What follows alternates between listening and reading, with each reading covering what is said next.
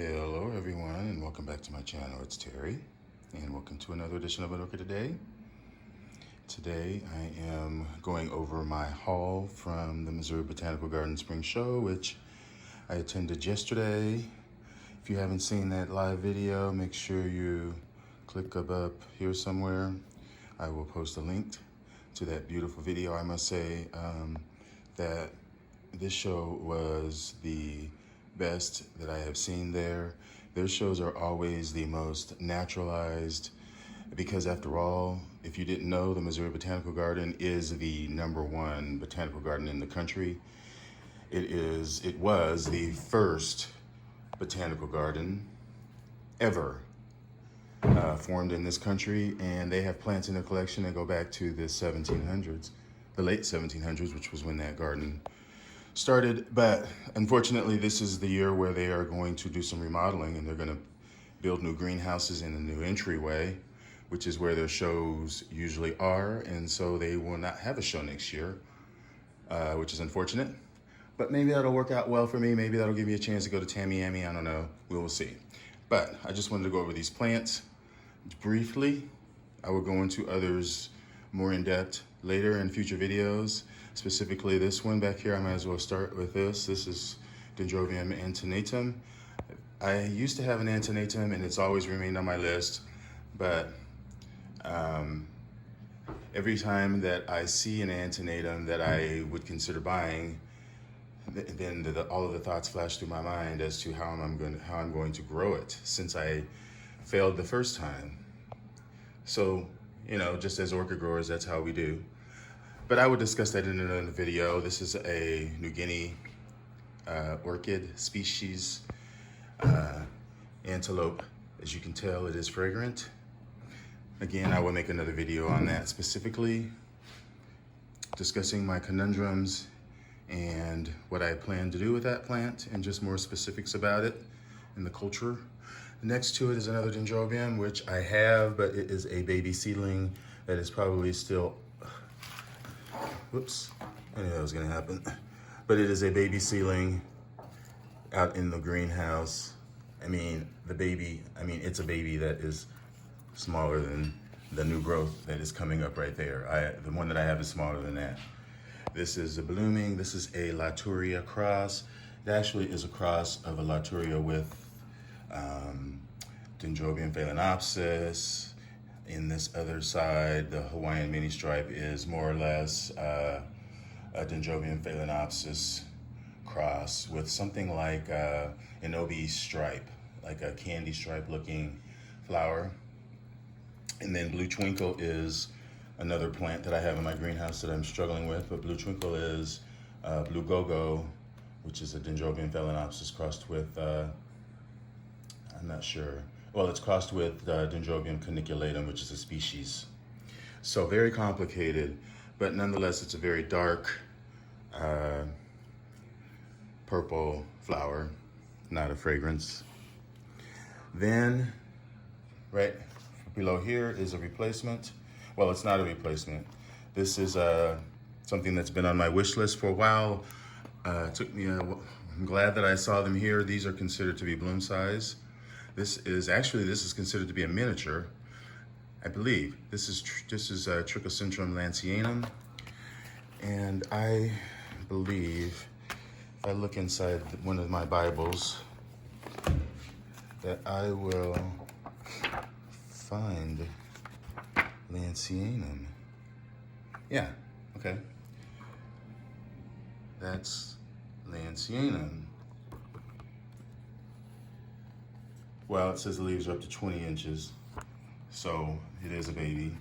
Doesn't sound like it's a miniature either. Thick leathery leaves, dull green color with dense purple spotting, erect inflorescence up to 18 inches, many fragrant flowers. You can see there's the flower, very colorful, a lot of little pattern on it with these little spots. Nice fuchsia lip. Again, it says it's fragrance. Occurs from the Trinidad. I'm assuming that this is a warm grower. That's this. Lots of nice roots. It is just in bark. I will probably mount this. Next to it is a replacement. It's one that I'm so glad that they had because I went there looking for this plant specifically. This is my Trichocentrum, also splendidum. I've had this plant. I just lost mine, you know, if you've seen my other videos where I had this, and it was doing well. The leaves actually on the one that I had were about twice as long and were a lot thicker. So this is really a baby. You can see the price was not so bad, 15 bucks. And it is a cross, a special cross made by really good grower from Windy Hill, Maryland Ladue. Windy Hill is a great nursery. But, so that is a replacement. This is the flower. This was very prominent in my video again. The Botanical Garden there has oodles of this plant. I wouldn't be surprised if you go there and they have an auction in August where they give away divisions, not giveaway, but they sell them for like $5, which is a giveaway. And sorry this video is so long because I'm just giving a lot of history. But this plant specifically is displayed prominently in my video that I just released and all of my subsequent videos from Missouri Botanical Gardens. So I'll just place this aside. I've talked about it before. Here's a little bit of what the book says. Just a mulier type, long inflorescence. These prefer to be mounted, although I saw these in the ground there. These can be terrestrial and they are epiphytic, I believe. They do like a little bit of a drier rest in the winter after their growths are complete, which is when they put up their spikes and bloom. That's that. Then next to this is a Dendrobium cross, little atro times atroviolation. Little atro, I believe, is atroviolaceum crossed with, I'm not sure, maybe the other form of atroviolation that I can't think of right now. But I think it's just a smaller version of that crossed with atroviolation, which is basically just atroviolation. But that's that. And this is a little nodosa cross, summer spot. I see these on H&R, I see these around, and it was $6, so I figured I would get it. Behind here, while I'm on the Brossavolas, this is a Maikai crossed with Diolalia snowflake. Diolalia snowflake is a white flower, pure white flower with like a frilly lip, I think. And it looks like a Maikai. But I don't have that cross, that's a cross. Next is a path that I've been looking for a while. Have only been able to find just that silly alba form, which is pointless.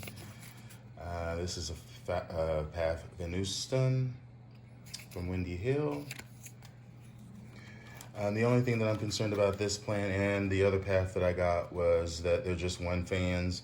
So I'm gonna have to immediately repot this even if the flower is still there, just to get it in some fresh media and hope that will generate some new growths so that it will keep the plant alive, because as you know, with paths, it's hard to keep the previous year's growths intact to make a big full plant. It often will die back eventually.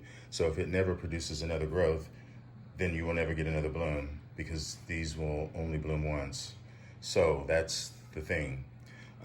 It's nice to get a plant when it already has some growing, but it doesn't. So, you know, it's just something to be concerned about. But this is, before I'm rattling on again, this is a path supercoolio. And again, it's a replacement. I used to have one years ago that was pretty big. It had many fans that would spike. But I lost it one summer. I put it outside and I think a squirrel got into it and it never recovered. But it is in bud, so that is nice. And that is pretty much my haul, guys. Sorry to go so long. And I hope to get this out to you soon because I really want to go on live and share some other things that's going on in the greenhouse, but we will see how that goes. But thanks for watching and enjoy your orchids.